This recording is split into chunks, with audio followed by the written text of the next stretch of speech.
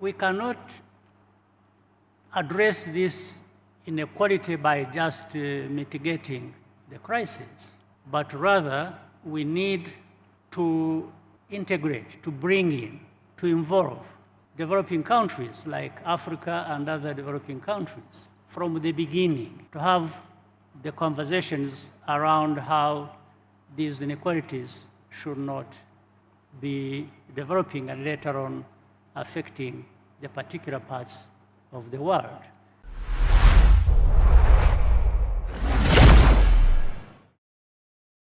My name is Martin Wolf, and I have the great honor and pleasure of moderating this really important panel with very distinguished participants. And our subject is very timely and globally important, which is the North-South schism. And before I introduce the discussion, I just very briefly wish to introduce the panelists, though I think they are sufficiently famous that you will know who they all are. Immediately to my left is Ngozi Okonjo-Iweala, who's Director General of the World Trade Organization and a member of the Board of Trustees of this distinguished institution. To her left is Gustavo Petro, who's President of Colombia. To his left is Paul Kagame, who's President of Rwanda. To his left is William H. Gates, or Bill Gates, as most of us know him, who is, among many other things, co-chair of the Bill and Melinda Gates Foundation. And finally, to his left is Mark Rutte, Prime Minister of the Netherlands. And we're going to proceed. We won't be doing Q&A, we won't have time. We're going to discuss first the overarching problem of governance. Each of them will make a short contribution to that. And then we're going to have specific interventions on four big themes: trade, finance, health, and climate. And after that, if everybody's been very good at time, we will have the opportunity to have an interchange amongst us. I just thought I'd make a minute's worth of introduction, because for me, this is a very, very interesting topic. There are many disadvantages of becoming older, but one of them is that you remember things that are relevant. When I started working at the World Bank in 1971, this was right at the beginning of the 70s. And this seems to me a period which has some similarities. Not only were there the oil shocks, the war in the Middle East, inflation, and all the instability associated with these things, we also had an institution or grouping called the Group of 70, and they were arguing very, very powerfully for a new international economic order. This was a North-South schism.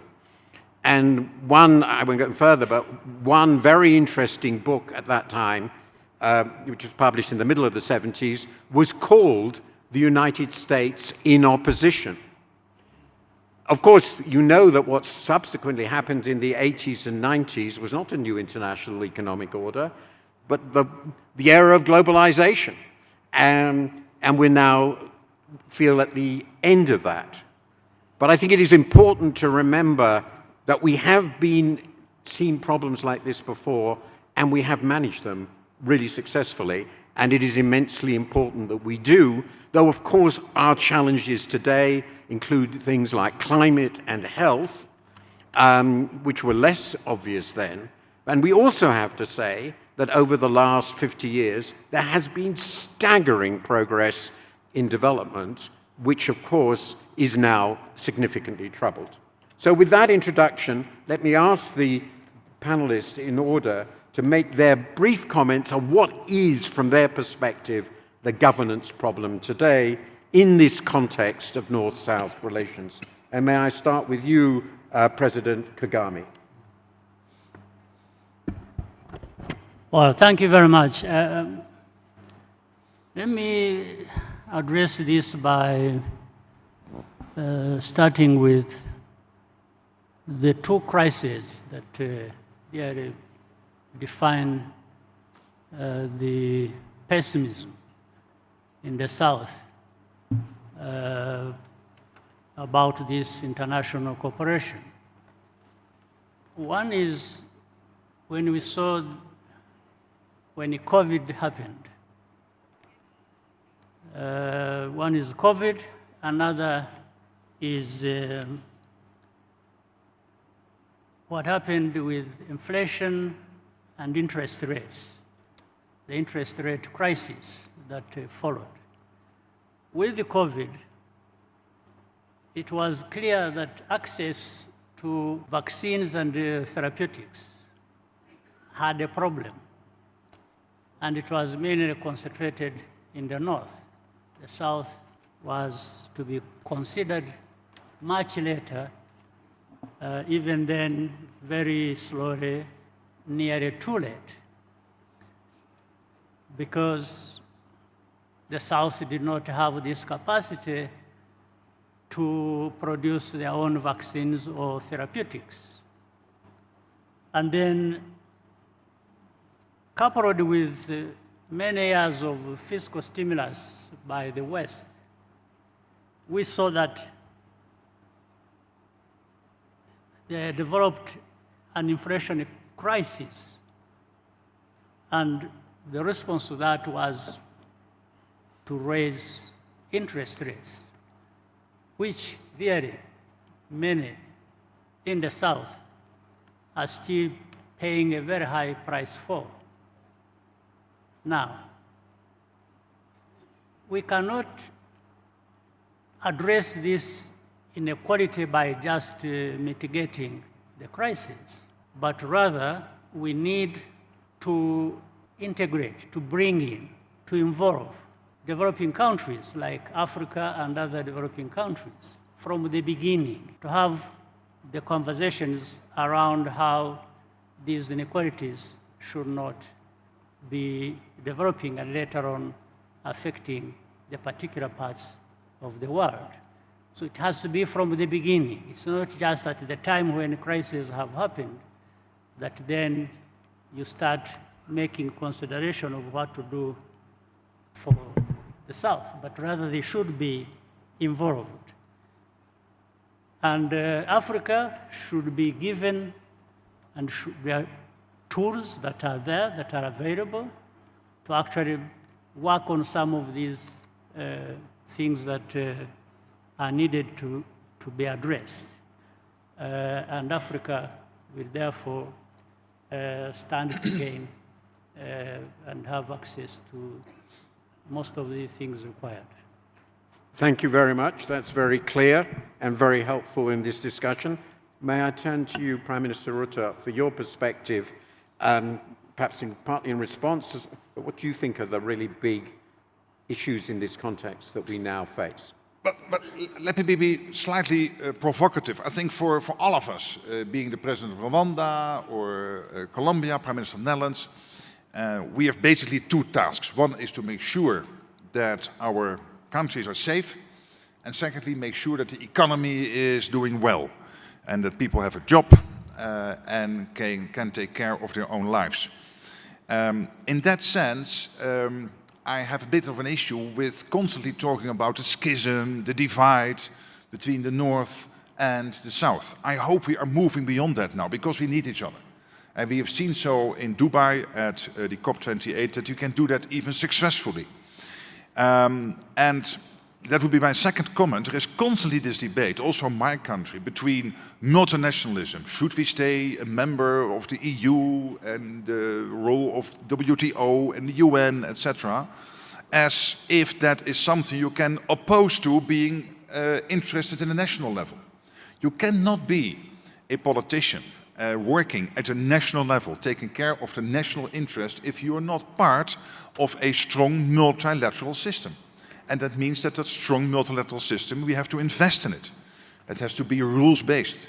We have to make sure that we have enough discussions and talks on how to progress it, like the WTO, which has had some difficulty, but under the current leadership, I'm happy to say we see progress in a number of important fields.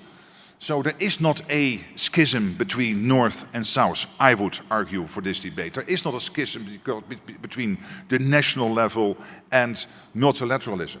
If we want to be strong politicians and providing the jobs, providing the collective safety and security at the national level, we need both strong countries and strong multilateral organizations. And I think in following on this first round, Martin, I think we will have many subjects and examples of where we are successfully doing that, be it fisheries in the WTO, to even getting an agreement on loss and damage at the COP28 in Dubai. We have done that. Thank you very much for that. Now it is your turn, Director General. Well, thank you, Martin, and it's very nice to say thank you for the kind comments of Prime Minister Rutte and the progress at the WTO.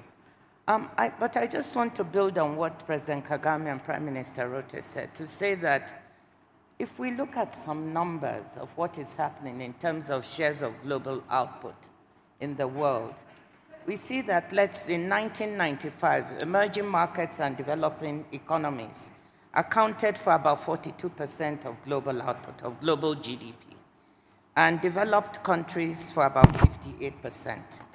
And now, in 2022, we see a situation where this is inverted. And so these changing shares of world output, and we see it mirrored also in some of the shares of trade, which I'll come back to later, speak to the multipolarity of the world, that we are now in a multipolar world. There's no one power center. And what worries me in global governance is how we manage this multipolarity. There's no one center that can solve all the problems of the world. We are interdependent, and we need to work together. And that speaks to the issue of how do we do it. And this is where multilateral organizations need to be strengthened, of course, need to be reformed to move with the times they're in. But we absolutely need them because we have to solve some problems of the global commons like climate change, you alluded to it, the pandemic that President Kagame talked about. And that, how do we manage this to solve global problems, this multipolarity? That's my issue. Thank you very much. And I think we're getting to so far, a certain degree of agreement. May I now ask President Gustavo Petro to make his contribution. He will be talking in Spanish. For those who don't understand it, unfortunately, I'm one of them. You might use the headphones.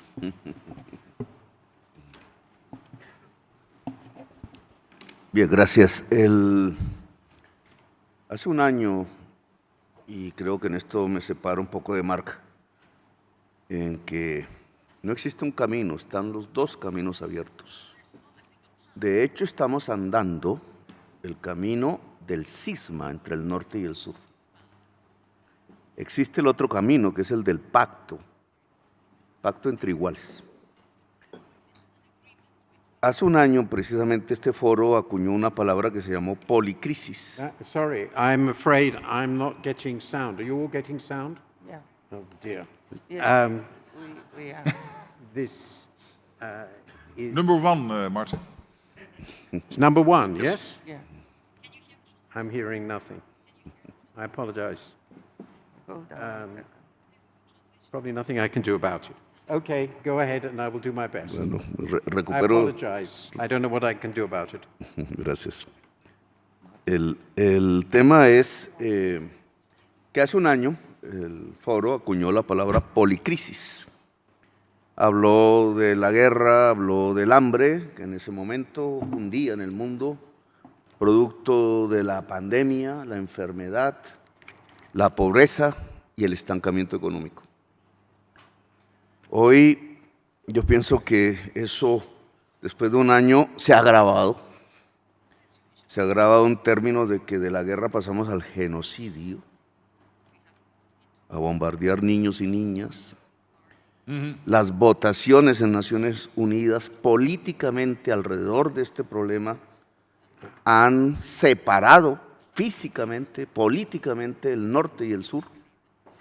Europa y Estados Unidos han votado a favor o en contra, depende de cómo se mire, de una política para solucionar el problema de Palestina.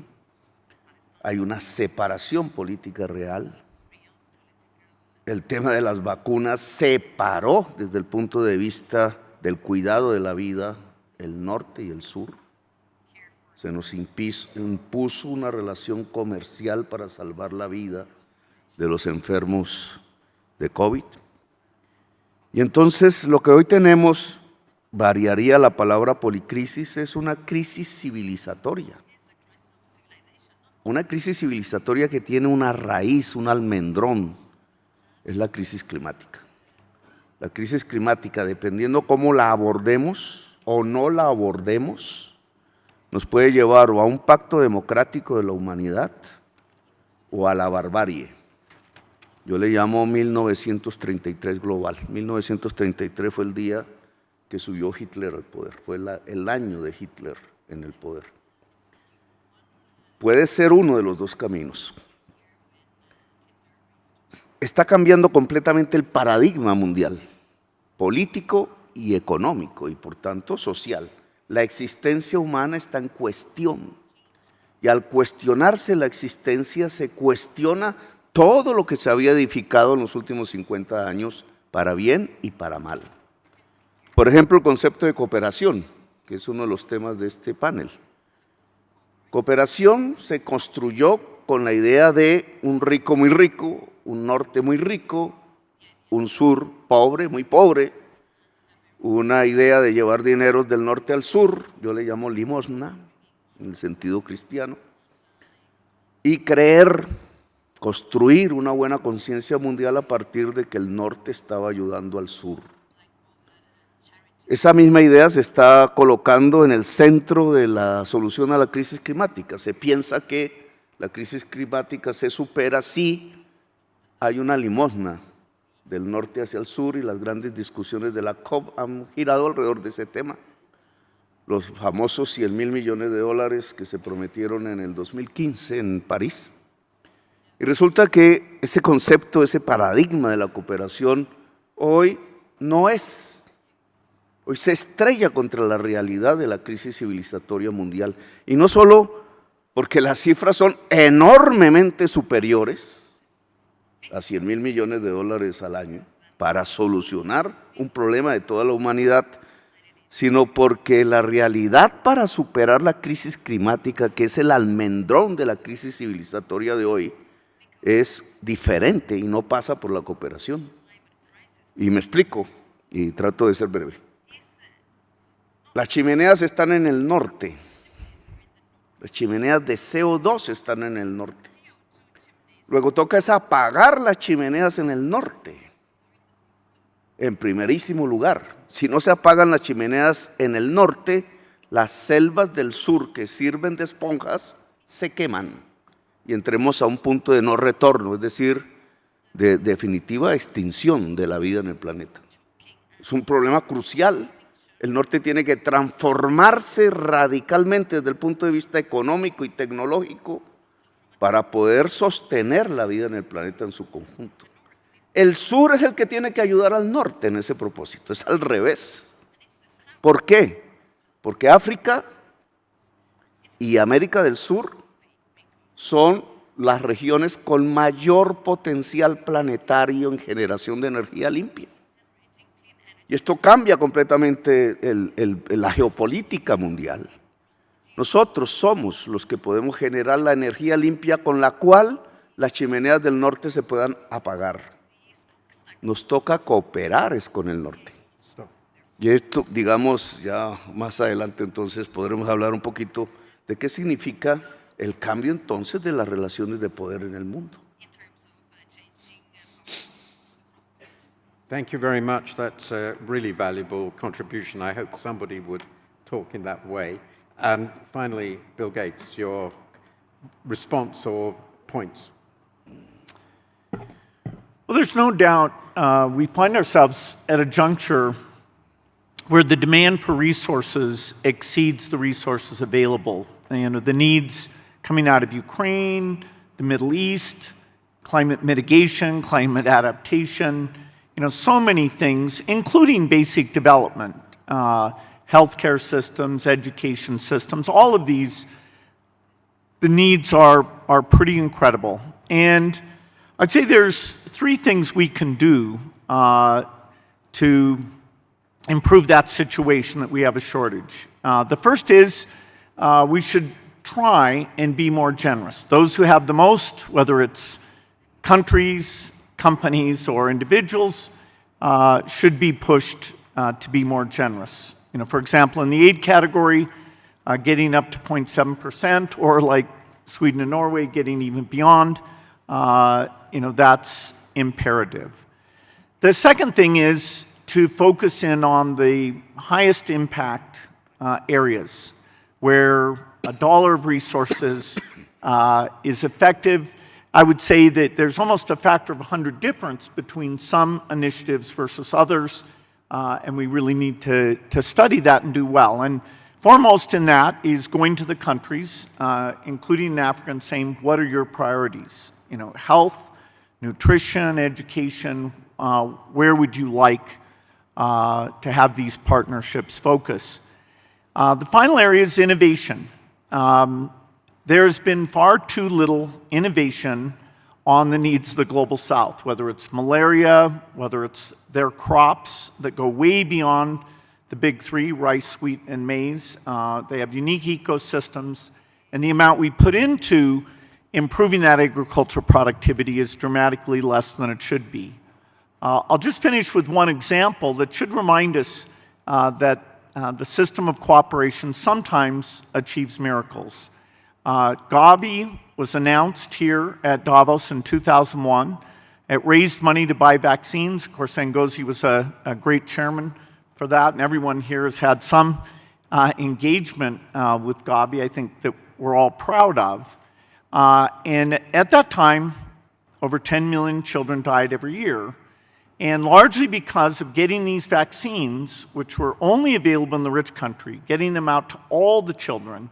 Rwanda is an exemplar with a 97% coverage rate. Those deaths have been reduced to 5 million a year. The Sustainable Development Goals have, which are timed for 2030, have a goal of getting that to 2.5 million. Because of the pandemic and many other things, we won't achieve that. But the question is, do we keep going down? Do we get there during the 2030s or not? With the right prioritization, with taking innovation, including the latest AI innovation, I think despite all these challenges, we can still do that. Okay, we've slightly overrun, but we'll do our best. Could we turn very, very quickly, and I think please keep these remarks to a minute each, just very pointed. What, on the basis of what you've heard, does this mean for the future of trade? Wow. Well, will you, I just need, again, just a minute to illustrate what I want to talk about with some numbers. Okay. I come back to the issue. In 1995, North-North trade between the developed economies accounted for about 54% of global trade. In 2022, this has come down to 39%. During the same period, that's in 1995, South-South trade was less than 10%. In 2022, it's now almost 25%.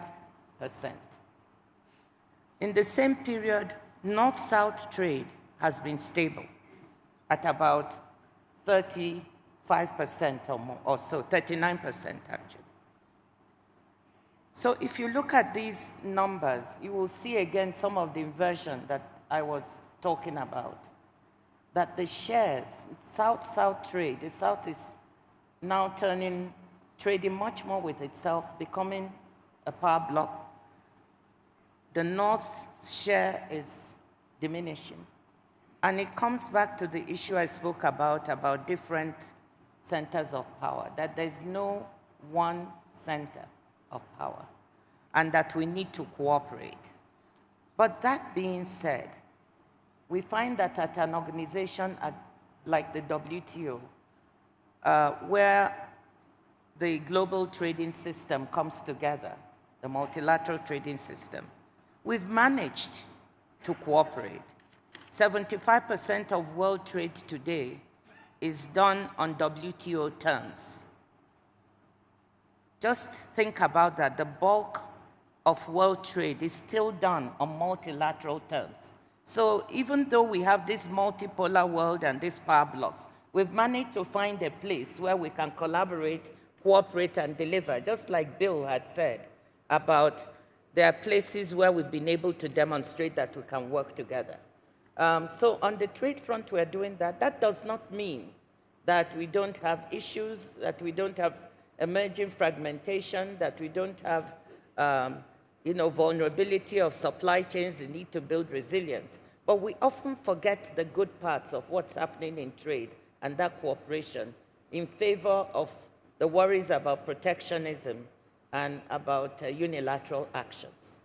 So I wanted to put a marker on that. Thank you very much.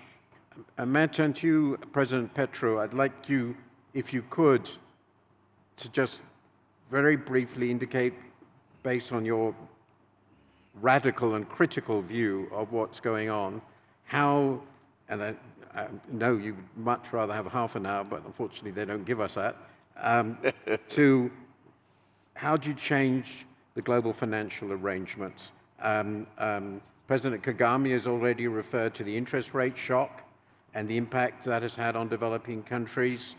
There are many issues here: debt, how the IMF works, the monetary dominance of the developed countries. Just focus on what seems to you to be really important.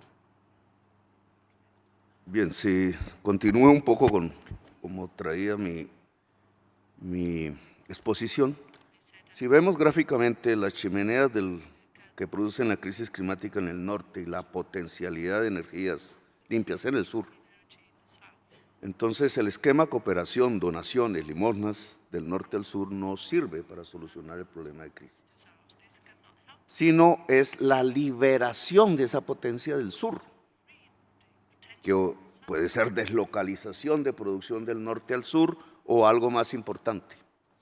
La liberación de la potencia del sur en generación de energías limpias, que apagaría las chimeneas del norte, tiene que ver con un cambio del sistema financiero mundial. Por ejemplo, la OMC, la Organización Mundial del Comercio, debe supeditar su normatividad a los acuerdos de París, que deben ser vinculantes, no simplemente expresiones de buena voluntad. Si no, no cambiamos la correlación de fuerza que implica solucionar la crisis climática.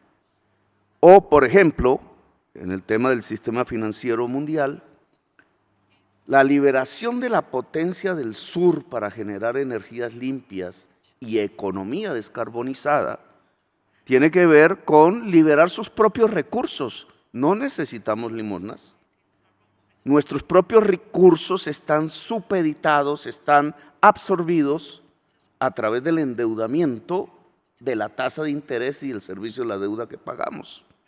Por ejemplo, Colombia paga una prima porque se le considera riesgoso, como Brasil, como Venezuela, como Ecuador, como todos los países de la selva amazónica.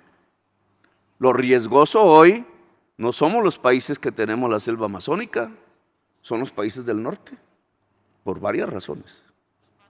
Ustedes representan más riesgos para la vida humana que nosotros. Nosotros tenemos la esponja. Por tanto, económicamente esa prima debería volverse cero.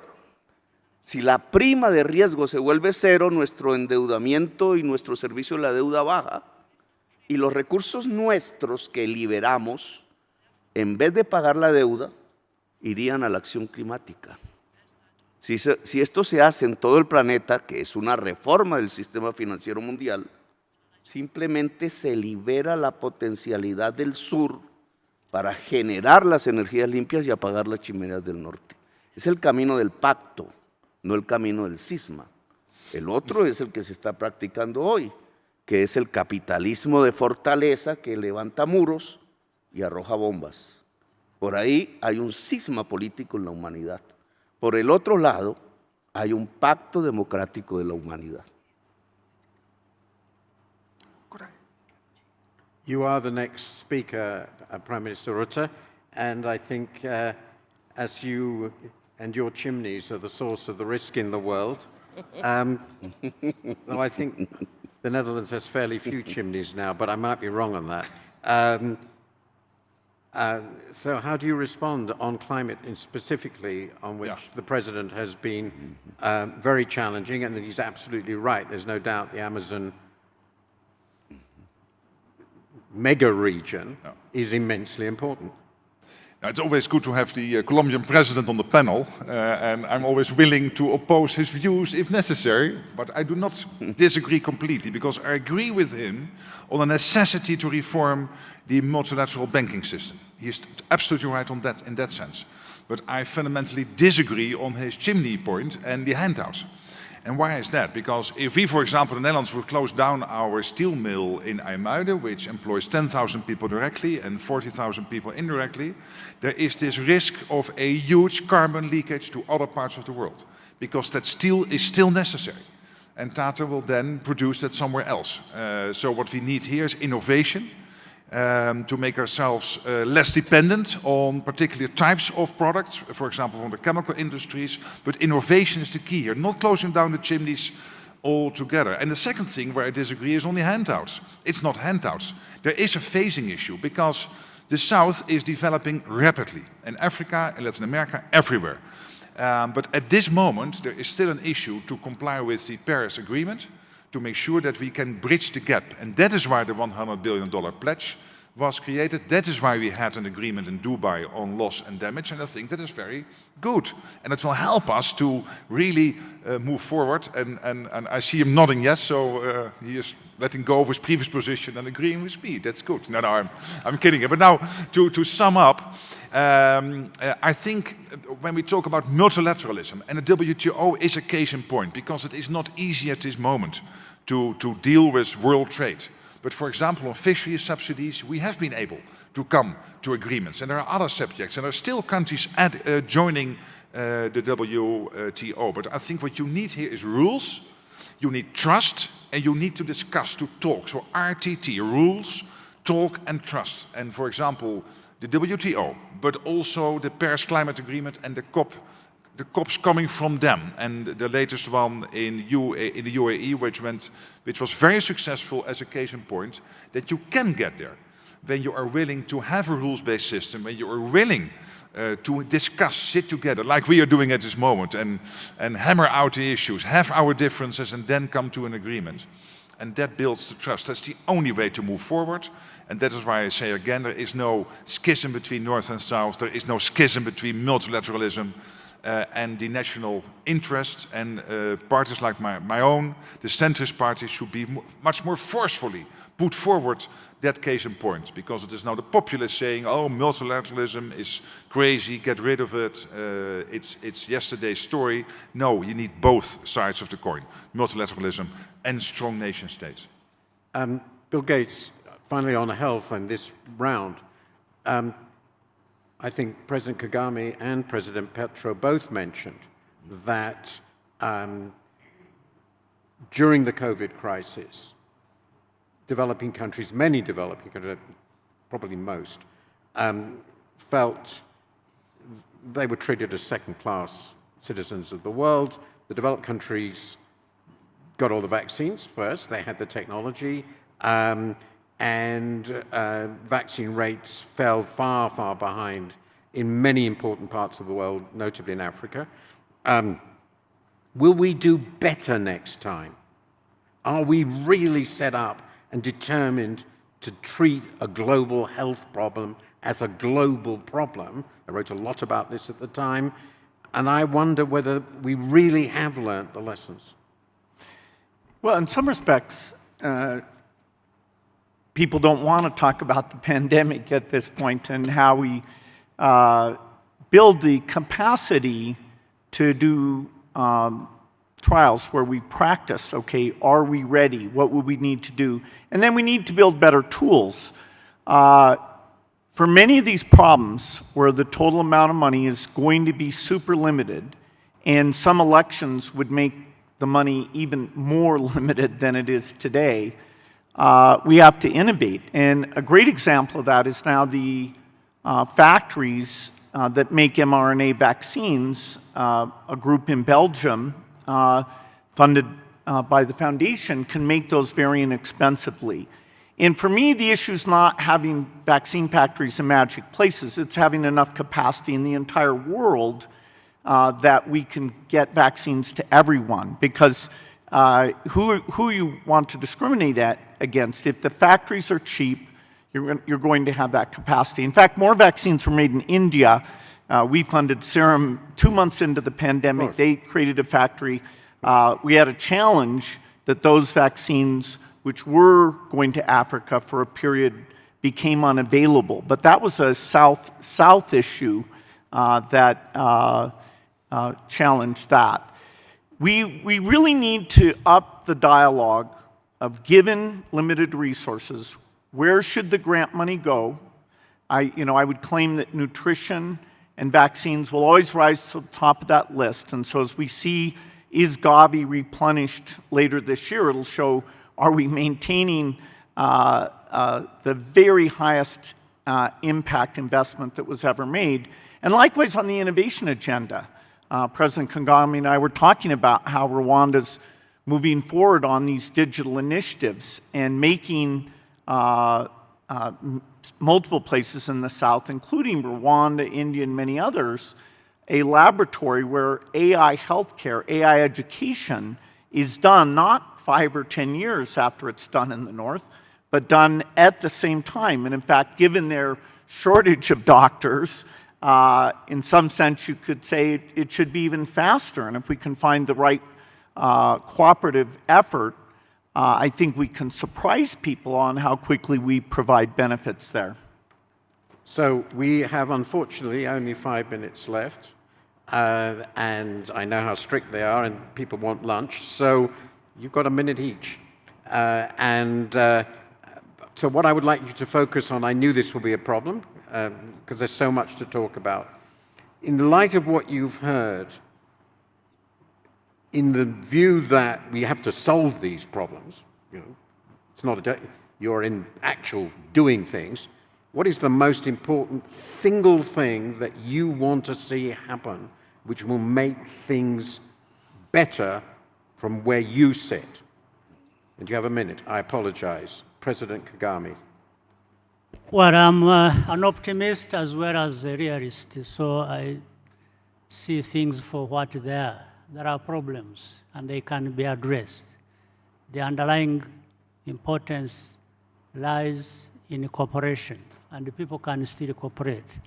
But we cannot deny the fact that there are differences within nations, whether in the South, but more significant South and the North.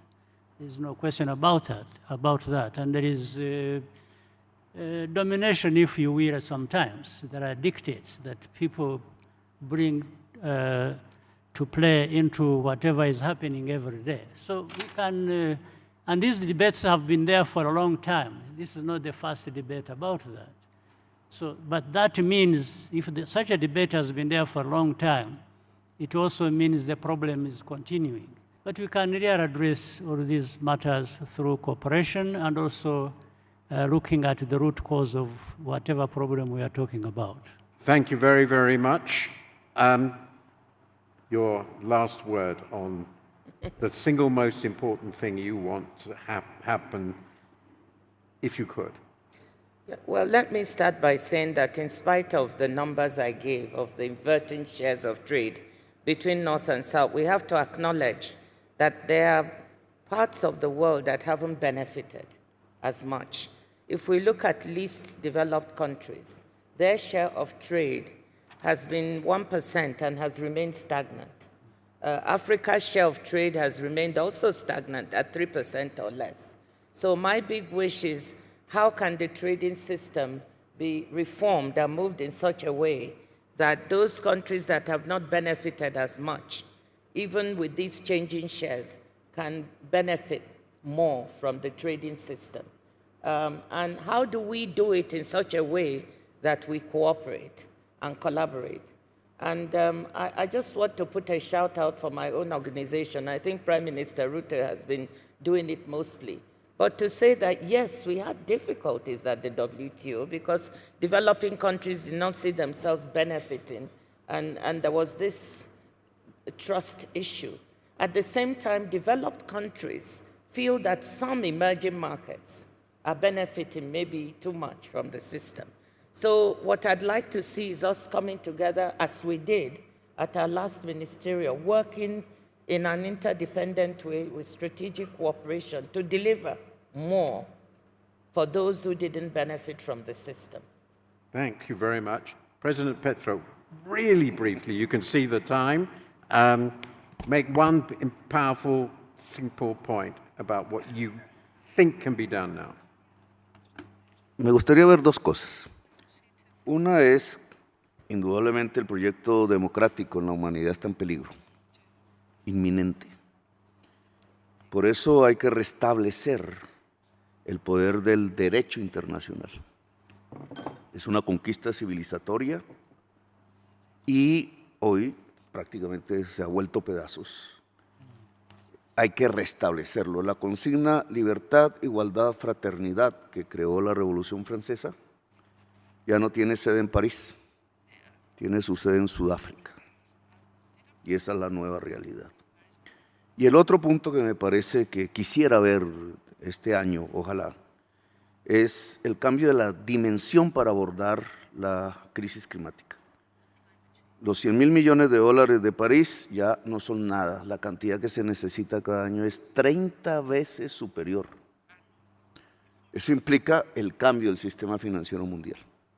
Si lográramos establecer una política por acuerdo de deuda, de cambio, de canje de deuda por acción climática, podríamos llegar a esas cifras, 30 veces superior a lo que se prometió en París, generado con los recursos públicos de todos los países del mundo e invertidos en un gran plan Marshall de acción climática en el planeta Tierra para preservar la vida en el planeta.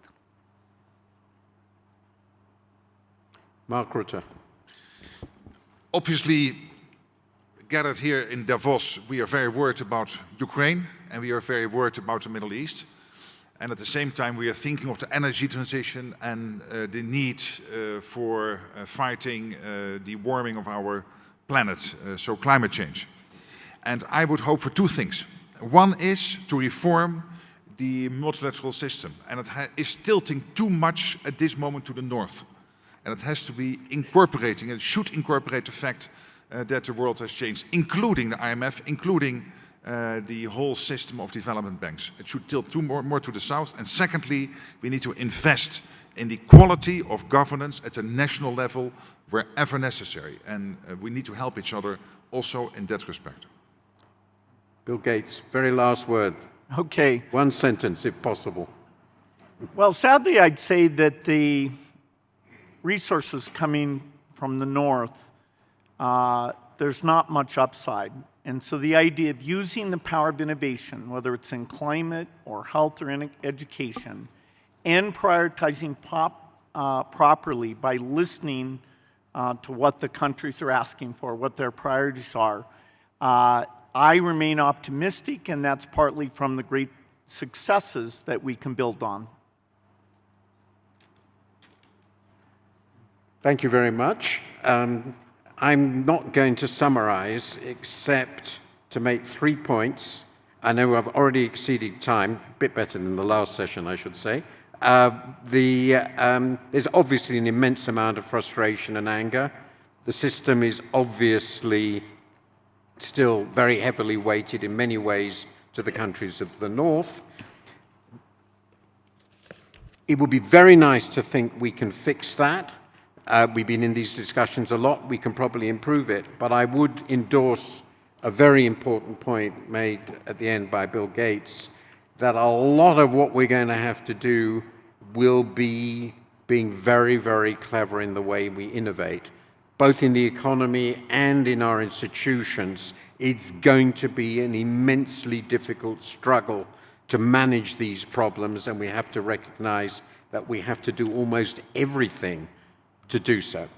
Thank you very much. I think it's been a wonderful panel, if far too short, and I think a lot of very important points and ideas have been put forward. Please thank them.